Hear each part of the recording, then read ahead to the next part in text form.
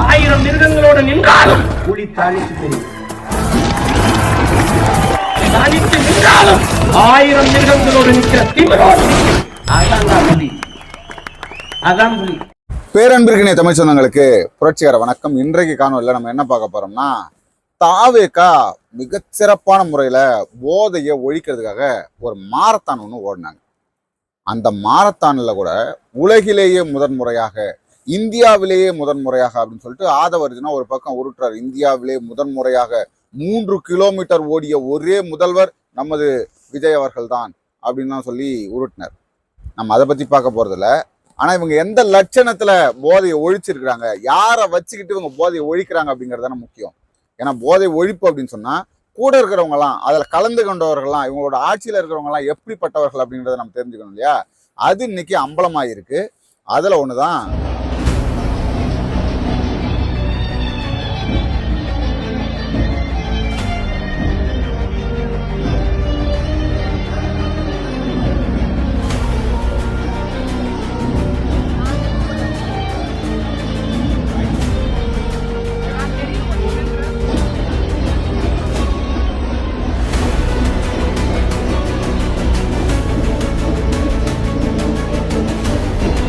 இவர் வேற யாரும் இல்ல, அமைச்சர், தாவேகாவின் அமைச்சர் சரத்குமார் அவர்கள். கில்லி சரத்னு அன்பா அழைக்கப்படுறவரு 2 ஆண்டுகளுக்கு முன்பு ஐபிஎல் பார்க்கும்போது அந்த ஐபிஎல் கிரவுண்ட்ல வீடியோ எடுத்து ஸ்டோரி போட்டிருக்காரு.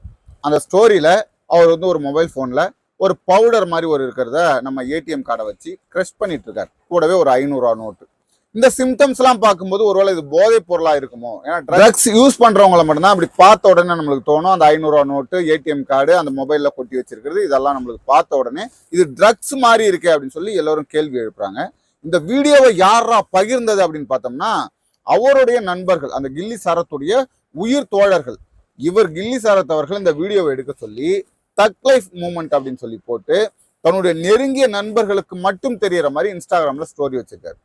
இன்னைக்கு போதை ஒழிப்பு நாடகம் இவங்க நடத்தினதுனால இதை பார்த்து வெகுண்டிருந்த உயிர் நண்பர்கள், டேய் நீயே ஒரு அறபோத நாயி, நீ போய் போதையை ஒழிக்க போறியா அப்படின்னு சொல்லி இந்த வீடியோவை வெளியிட்டுட்டாங்க.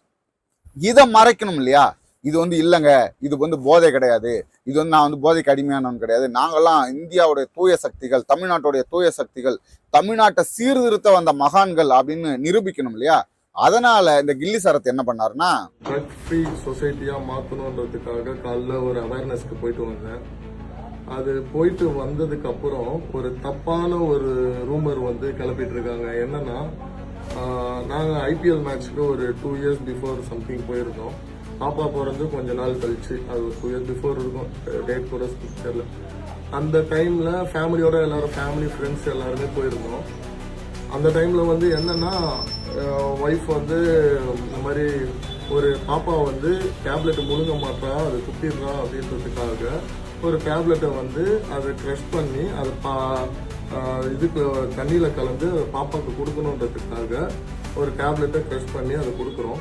ஐபிஎல் மேட்ச் ஸ்டேடியம்ல அவ்வளோ கூட்டம், அவ்வளோ கும்பல், அவ்வளோ போலீஸ் ப்ரொடக்ஷன், அவ்வளோ பேர் என் பேக்ல ஃப்ரண்ட்ல எல்லாருமே இருக்கிறாங்க. அந்த இருக்கிற டைம்ல பாப்பாவுக்கு ஃபீட் பண்றதுக்கு எங்க வீட்டுல இருந்து கிளம்பி போகும்போது அதை நம்ம க்ரஷ் பண்ணிட்டு இருக்கோம். அதை க்ரஷ் பண்ற டைம் அதை எடுத்து இப்போ ட்ரக்னு சொல்லிட்டு தப்பான ஒரு வீடியோ வைரல் பண்ணிட்டு இருக்காங்க.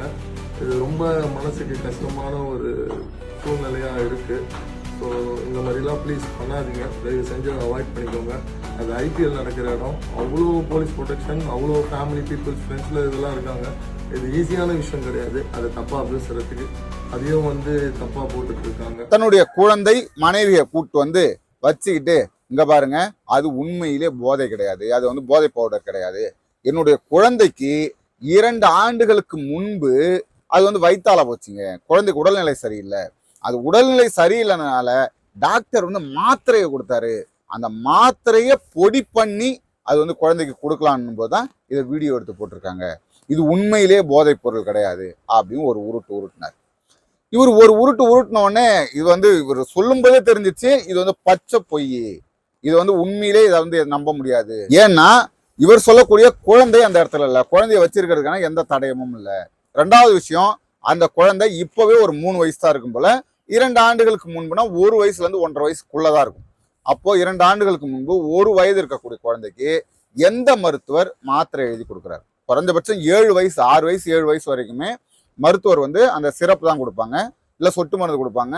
ஆனால் முதன்முறையாக 1 வயது 1.5 வயது குழந்தைக்கு தொடர்ச்சியாக மாத்திரை கொடுக்க சொல்லி பரிந்துரை பண்ணியிருக்கார் ஒரு மருத்துவர். சரிங்களா? இதை கூட நம்ம நம்புறோம். அதை ஏடிஎம் கார்டை வச்சு கிரஷ் பண்றாரு. அந்த மாத்திரை இருக்கு இல்லையா, அந்த மாத்திரையை மொபைல் போன்ல வச்சு ஏடிஎம் கார்டை வச்சு கிரஷ் பண்ணி பக்கத்துல ஒரு 500 நோட்டு, அது எதுக்கு இருக்குதுன்னு தெரியல. இதெல்லாம் அந்த சிம்டம்ஸ்லாம் உண்மையிலே குழந்தைக்கு மருந்து கொடுக்கக்கூடிய சிம்டம்ஸ். இவர் இந்த உருட்டின உடனே எல்லாருமே இந்த கேள்வி கேட்க ஆரம்பிச்சிட்டாங்களா, குழந்தைக்கு யாரா வந்து மாத்திரை கொடுத்தாங்க, குழந்தைக்கு எப்படி மாத்திரை கொடுப்பாங்க அப்படின்னு கேட்டோடனே அதுக்கு ஒரு ஆக்டரை கூப்பிட்டு வராங்க. அது வேற யாரும் இல்ல, ஒரு ஆக்டர், மருத்துவர் அவர்கள். இந்த பர்டிகுலர் ஒரு பாப்பா நான் வந்து 1 இயருக்கு முன்னாடி பார்க்கும் பொழுது, அதாவது ரம்யா என்ற திரு சரத்குமார் அவர்களுடைய குழந்தை, அதாவது சாகித்யன், இவங்களுடைய குழந்தைய நான் சின்ன ஒரு தடவை எங்கேயோ பார்த்துட்டு அப்புறம் தென் கேள்விப்பட்டு பல்லாவரத்துக்கு கிளினிக் கூப்பிட்டு வந்தாங்க. சிறப்புனா வாட் இஸ் ரேஷனல் மெடிக்கல் ப்ராக்டிஸ்னா, குழந்தை பெரிய அவர்களுக்காக, அதாவது அவர்களுக்கு எந்த விதமான பண விரயம் ஆகக்கூடாதுன்ற பட்சத்தில் அந்த குழந்தைக்கு வந்து ஆண்டன் சட்ரான் எம்டி மூத்த சிறப்பு எழுதி கொடுத்தாம 1 வேளை 2 வேளை கொடுத்துட்டு மீதி அவங்க கொடுக்க போறதில்ல. அவர் என்ன சொல்றாருன்னா, இந்த குழந்தை எனக்கு வந்து முன்னாடியே தெரியுங்க, இதுக்கு நான் தான் வைத்தியம் பார்த்தேன். அவங்க திடீர்னு ஐபிஎல் பார்க்க போகும்போது நான் அவர்களை பார்த்து அந்த குழந்தைக்கு நான் மருந்து கொடுத்தேன். ரம்யா சரத்குமார் தம்பதியின் குழந்தையான சாகித்யனுக்கு நான் தான் வந்து சிகிச்சை பார்த்தேன். அதாவது வந்து சிறப்பு எழுதி கொடுத்தோம்னு வச்சுக்கோங்களேன். ஒரு டாக்டர் சொல்லக்கூடிய வார்த்தை கேளுங்க, மிகச்சிறந்த அறிவில் சிறந்த டாக்டர். இவர் வந்து 2019 குழந்தைகள் நல வாரியத்தின் தலைவராக இருந்தாரு, குழந்தை மருத்துவருடைய தலைவராக, அந்த குழுவோட தலைவராக இருந்தாரு அப்படின்றாரு. இப்போ வந்து ப்ரொஃபஸரா இருக்கிறாரு. ஒரு ப்ரொஃபஸர் சொல்லக்கூடிய வார்த்தை கேளுங்க, சிறப்பு எழுதி கொடுத்தோம்னா 1 வேளை 2 வேளை போடுறதுக்கு, ஒரு 3 வேளை போடுறதுக்கு சிறப்பு எழுதி கொடுத்தோம்னா வீணா போயிருங்க. அது வீணா போகக்கூடாதுங்கிறதுக்காக நான் மாத்திரையா எழுதி கொடுத்தேன். இப்போ ஒரு குழந்தைக்கு உடல்நிலை சரியில்லை, காய்ச்சல் இருக்கு, சிறப்பு எழுதி கொடுக்குறாங்க. 2 வேளை 3 வேளை போட்ட உடனே காய்ச்சல் சரியா போயிடுது. குழந்தைக்கு உடல் நலம் சரியாகணும்னு பார்ப்பாங்களா, இல்லை சிறப்பு வீணா போயிடக்கூடாதுன்னு பார்ப்பாங்களா? அந்த சிறப்போட தன்மை அந்த குழந்தைய பாதிக்காத அளவு இருக்கணும். இப்போ மாத்திரைனா மாத்திரை வந்து பெரியவர்களுக்கான மாத்திரையா இருக்கும், அது வந்து அதிக வீரியம் கொண்டதா இருக்கும். அது குழந்தைகளுக்கு கொடுக்கக்கூடாது என்பதற்காக, இல்லை கொடுக்க முடியாது என்பதற்காகத்தான் சிறப்பு கொடுக்கறது. இப்போ எல்லாருமே அப்படி யோசிச்சாங்கன்னா சிறப்புன்னு ஒன்று இருக்கவே இருக்காது. எல்லாம் நுணுக்கி பவுடரா கொடுங்க, பாலாடையில போட்டு கொடுங்க. அதுவும் வழிமுறையெல்லாம் சொல்றாரு, பாலாடையில போட்டு கொடுக்கலாம், இல்லை 1 ஸ்பூன் தண்ணியில கலந்து கொடுக்கலாம், இல்லை ஒரு மூடி மாதிரி எடுத்து அதில் கலந்து கொடுக்கலாம். இது யாருக்குமே தெரியாது இல்லையா? இவர் ஒரு மருத்துவர், எவ்வளவு சிறப்பா போய் சொல்றாரு பாருங்க. நான் தான் கொடுத்தேன். அதுவும் சாகித்யன் கையில வச்சுக்கிறது பொன் குழந்தை, இவர் சொல்ற பேரு ஆண் குழந்தை. சாகித்யனுக்கு நான் தான் வைத்தியம் பார்த்தேன் அப்படின்னு சொல்லி ஒரு பக்கம் இவர் உருட்டுறாரு.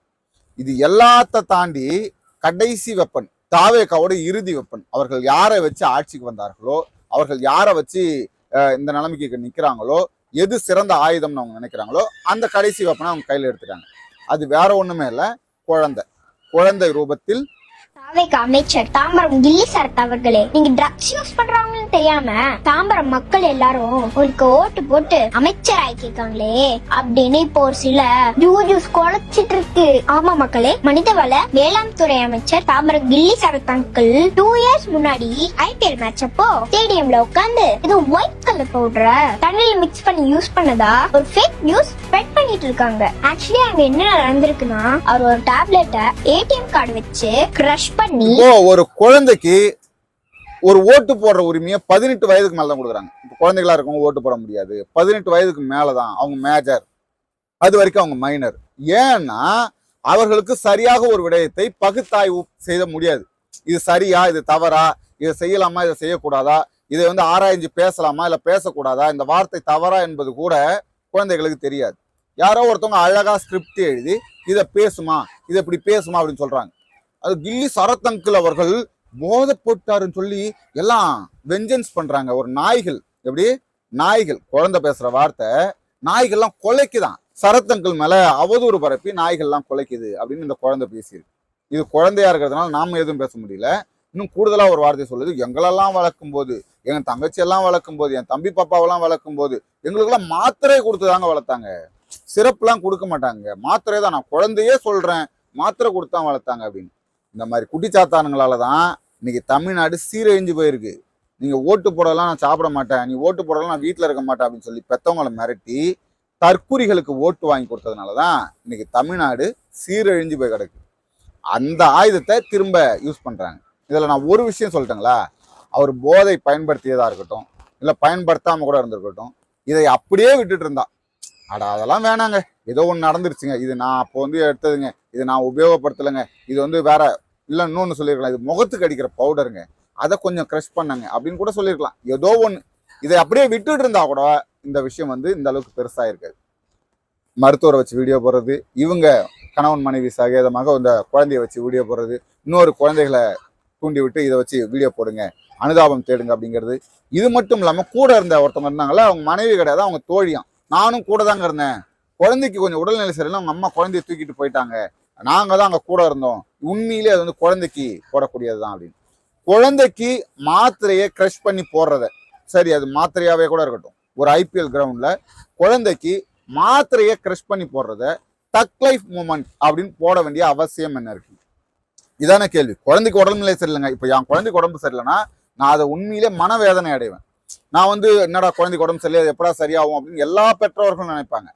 குழந்தைக்கு உடல்நிலை சரியில்லாத தக் லைஃப் மூமெண்ட்னு போட வேண்டிய அவசியம் என்ன வந்தது? இவர்கள் உண்மையிலேயே ஒரு பொய்யை மறைக்க பல பொய்களை தொடர்ந்து சொல்லிக்கிட்டே வரக்கூடியவர்கள். தாவேகா பொய்யிலே பிறந்து பொய்யிலே வளர்ந்த ஒரு கட்சினா அது இவர்கள் தான். இவர்கள் இன்னும் 1000 பொய்களை சொல்வார்கள். பொதுமக்கள் அனைவரும் இதற்காக குரல் கொடுக்க ஆரம்பிச்சிட்டாங்க. தாவேகா போதையை ஒழிக்காது, நல்லாட்சி கொடுக்காது, அது வந்து லஞ்சம் ஊழலை ஒழிக்காது, ஒவ்வொரு இடத்துலையும் வந்து அவர்கள் அம்பலப்பட்டு கொண்டிருக்கிறார்கள். இன்னும் 6 மாசத்துல தாவேகா யார் என்பதை ஓட்டு போட்ட அனைவரும் தெரிந்து கொள்வார் என்பதில் மாற்று கருத்தில் அடுத்ததொரு காணொலியில் உங்களை சந்திக்கும் வரை உங்களிடம் விடைபெறுவது உங்கள் நண்பர்கள். நன்றி.